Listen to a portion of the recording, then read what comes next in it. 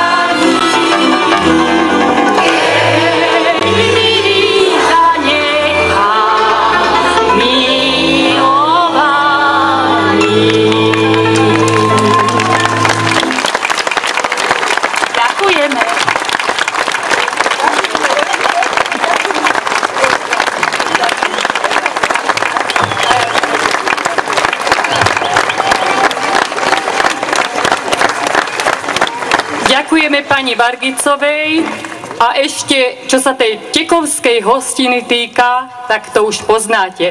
Odkážte tým, ktorí to dnes nestihli, aby prišli na budúce. Určite brána bude zapretá, pes pustený a my nebudeme doma. Ale vy len búchajte. A keď vám nikto nebude otvárať, nebuďte smutní. Veď čože na tom? O rok sa tu stretneme znova.